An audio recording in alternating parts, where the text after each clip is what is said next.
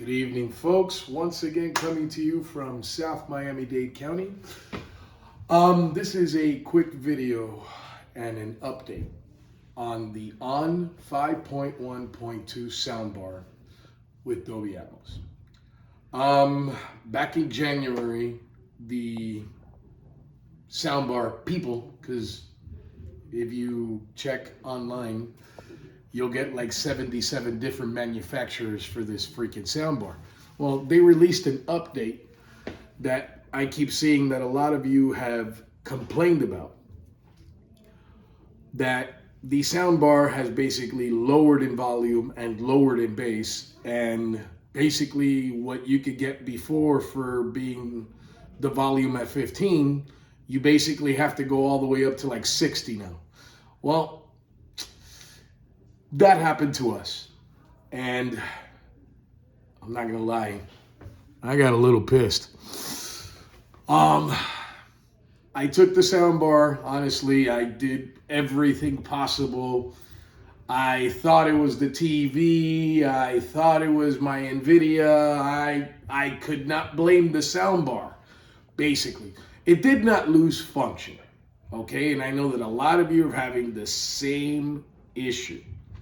Well, if your soundbar is connected via Ethernet to your modem, or somehow you perform the miracle of connecting it to the Wi-Fi, don't.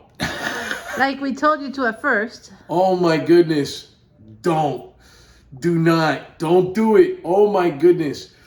I realize that maybe the On people, or wherever this soundbar came from in the Walmart people, are realizing that that update was a major mistake. Don't know why that update came out, but golly, it really made me mad. So, my wife and I, well, technically speaking, me, I went and got another soundbar and figured out after going on Reddit and Reuters that, quite frankly, don't let it update. Don't connect it to the internet. Whenever the update before that, if I'm correct, that I read was July of 21. Quite frankly, that update, I don't know what it was for. I think it was for some type of noise distortion. This bar now is about a month old. Mm-hmm. Yeah, it's about a month old with us. I took it out of the box. I did not connect it to Ethernet or the miracle of trying to connect it to your Wi-Fi. Quite frankly, I think the soundbar works amazing. I tried it on everything that I usually would, from the Dolby Atmos on the Disney app to my personal movie app, TV. Everything is perfect. The only thing that I get that happened before was when you initiate or turn on the TV or the soundbar, and it makes that slight little, I would say half a second to a full 2 seconds of a scratching noise. But other than that, that's about it. Because the problem was, what was the problem? You haven't explained it. The volume wouldn't go up. Well, that's what I said. It was because of an update. Yeah. An update that happened sometime in mid-January. Those On people or the Walmart people or God knows who people of the manufacturer sent out an update, and quite frankly, and please forgive my French, screwed us all. So, if you really love this soundbar, I realize that lots of times we don't get that, it's just a $300 soundbar, which, by the way, it actually went up in price to $324 now, plus tax.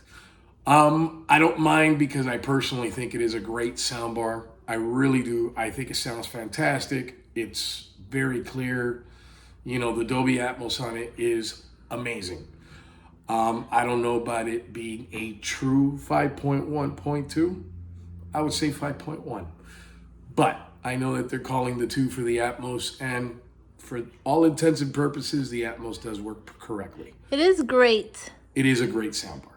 if you can get over the little tweaks. Every soundbar And headaches. has something. This one particularly, right now, just has that when it initiates, when it powers on.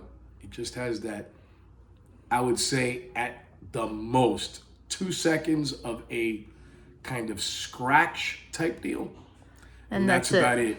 Other than that, Well, there's one more thing that I don't like about one more it. thing. Well, sometimes I'll turn on the TV and let's say we'll put on the Xbox, or I'll switch to the NVIDIA, and all of a sudden the TV is giving the sound and not the sound bar. So I have to press the input button on the soundbar remote and go all around its options just to come back to the same option I was on, so it can like kind of reset, and it works. So that's another little. Please forgive my wife. That's called loss of connectivity. That happens even on the most high end of equipment. I've seen it happen more. Okay, with this. unfortunately, it happens more on the $324 plus tax on soundbar 5.1.2 featuring Dolby Atmos. But it's good to mention. Yes, my wife thinks it's very good to mention. So, with that said, just wanted to let you know, please, and this is from personal experience, this is now our second soundbar, and quite frankly, I love it. I think it sounds miraculous. Oh, there's one more thing. It pairs very well with the LG CX. Okay, but there's one more thing. Yes. With this update that we did not do, since we don't have it connected, it has a red light that keeps blinking. No, it no longer has the red light. I checked. No, it doesn't have it anymore because we fixed it. Oh, you're gonna. Yeah, we should say it. Okay.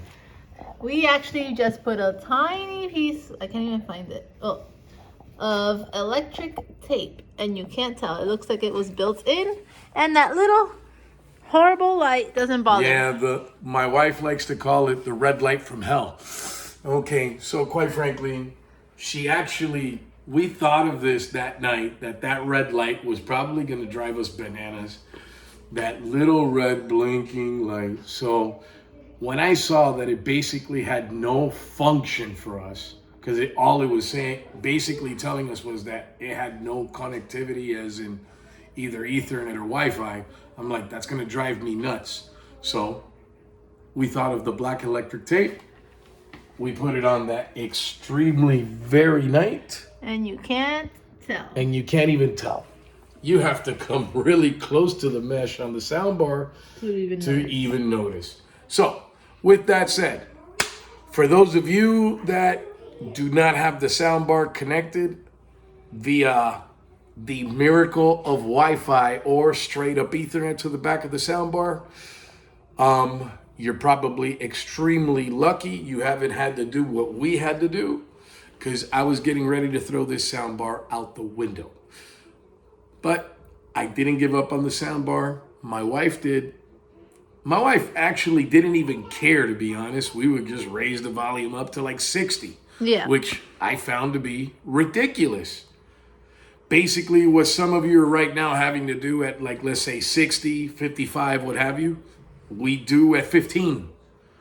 So if you really love this soundbar, and I'm telling you this because you got to really love the soundbar to go do what we did, as in go to Walmart, get another one. Quite frankly, if you never had it connected via Wi-Fi or didn't have it connected via Ethernet, then you didn't have the problem. So for those of you that want to connect it via Wi-Fi or via Ethernet, that's up to you. I do believe that ON will come out with a update to fix that particular issue of their update in January. It hasn't happened yet. By the way, I did read, I don't know how true this is, but for those of you that frequent Walmart like I do, you've noticed that there is an ON Roku bar that sounds pretty decent, but it comes with wireless speakers, if you want to buy them, the pair is $150. Well, I've been asked many times if they pair with this particular bar. They do not. But supposedly sometime in the fall now, there will be now Dolby Atmos rear speakers for this particular soundbar. How true that is, I don't know, but that would make this particular soundbar a monster, if that is true. So, with that said, thank you very much. Keep safe. I hope everything is going well. God bless the Miami Dolphins. They're going to have a heck of a season, brother. I say minimum 12-5. What do you say, babe? I'm gonna go with 14-3. You know what? That would be great. Buy your tickets. God bless every single one of you. Stay safe, but more than anything, test negative. God bless.